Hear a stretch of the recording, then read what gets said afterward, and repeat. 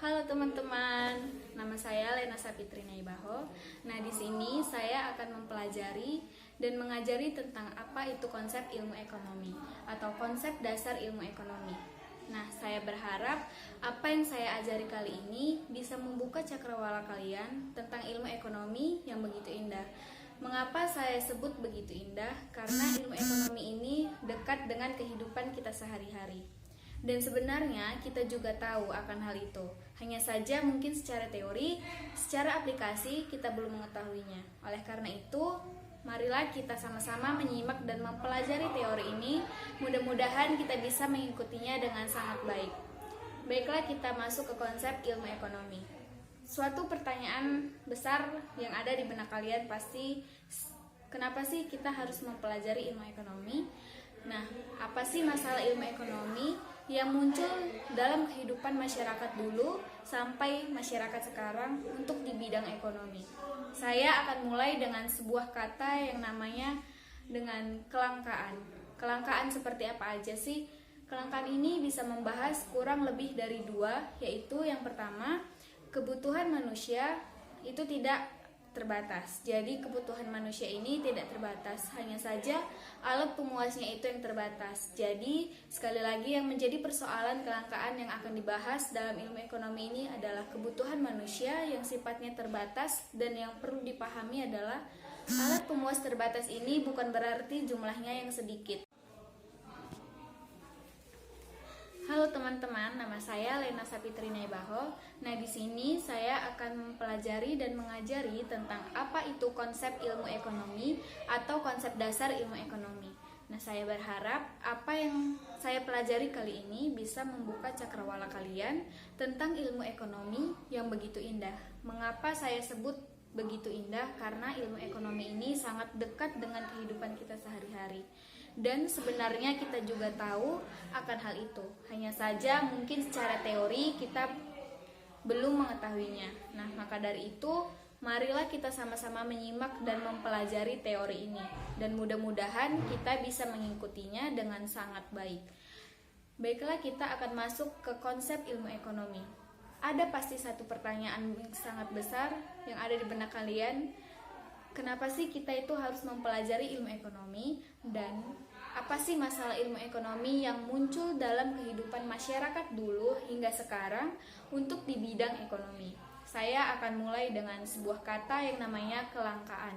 Di kelangkaan seperti apa aja sih? Kelangkaan ini bisa membahas kurang lebih dari dua, yaitu yang pertama, kebutuhan manusia itu sifatnya tidak terbatas. Jadi kebutuhan manusia ini tidak terbatas, hanya saja alat pemuasnya itu terbatas. Jadi sekali lagi yang menjadi persoalan kelangkaan yang akan dibahas dalam ilmu ekonomi ini adalah kebutuhan manusia yang sifatnya terbatas. Dan yang perlu dipahami adalah alat pemuas terbatas ini bukan berarti jumlahnya yang sedikit. Tapi maksud dari terbatas di sini adalah seberapa banyak pun alat pemuas kebutuhan itu nanti, itu tidak akan bisa memenuhi seluruh kebutuhan manusia tadi. Maka dari itu, dua masalah ini adalah seperti konsep radiktif ya. Kebutuhan ini terbatas, tapi alatnya itu tidak terbatas. Artinya, manusia ini harus melakukan pilihan-pilihan dalam hidupnya. Kenapa harus melakukan pilihan?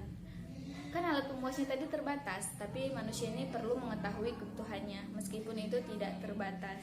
Jadi dia harus memilih. Nah, pilihan-pilihan ini nanti akan disebut sebagai alat prioritas. Teman-teman tentu tahu dong, apa itu skala prioritas ya? Skala prioritas adalah daftar kebutuhan manusia, mulai dari yang paling penting kemudian sampai yang gak begitu penting.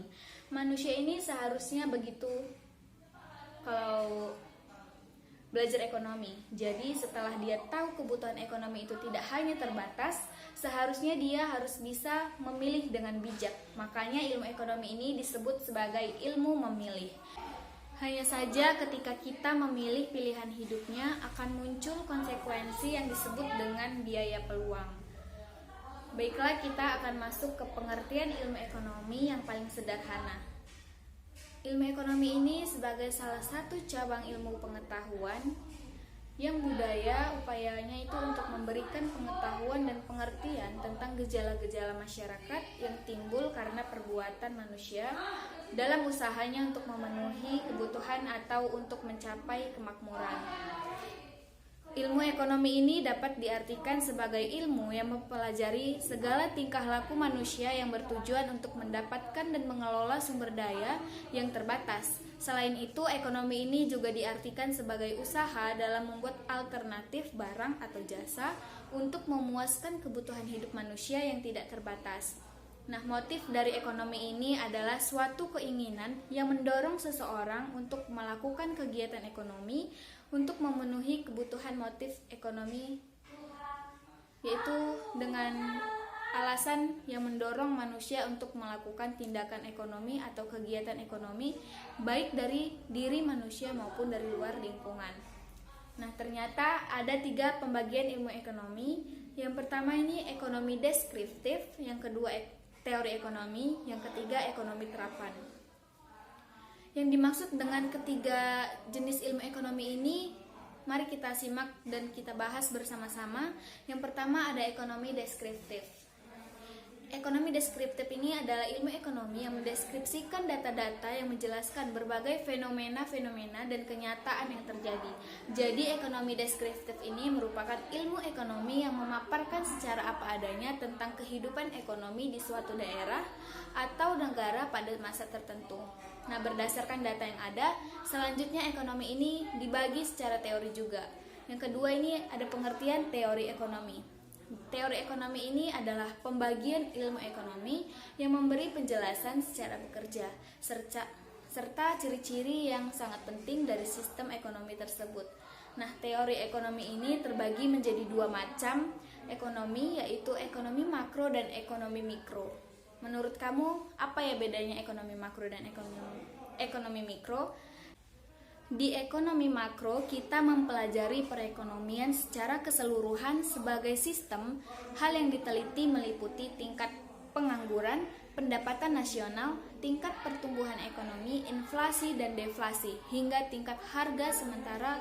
Dalam ekonomi ini dan dalam ekonomi mikro ini kita mempelajari perilaku-perilaku ekonomi baik individu maupun perusahaan dalam membuat keputusan-keputusan untuk mengolahfasikan sebuah sumber daya yang terbatas. Misalnya seperti menentukan harga untuk satu jenis barang tertentu.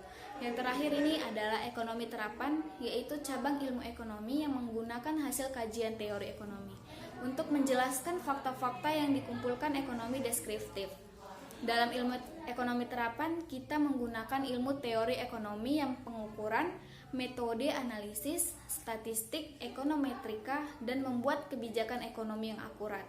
Sesuai cakupan bahasanya, ekonomi ini dibagi menjadi beberapa cabang, diantaranya ekonomi moneter, ekonomi publik, ekonomi industri, ekonomi internasional, ekonomi regional, ekonomi sumber daya alam, dan ekonomi sumber daya manusia, dan ekonomi syariah.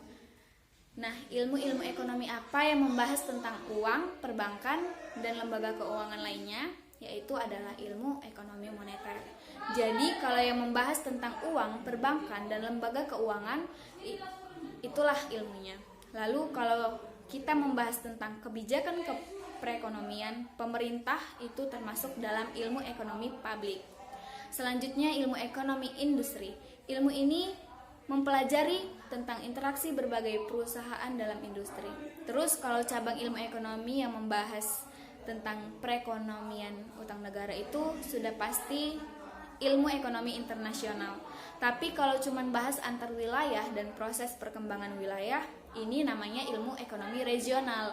Kemudian ada cabang ilmu ekonomi yang membahas tentang sumber daya. Nah, sumber daya sendiri ini terbagi menjadi 2, yaitu sumber daya manusia atau yang biasa kita sebut dengan SDM, atau sumber daya alam dan biasa kita sebut sebagai SDA.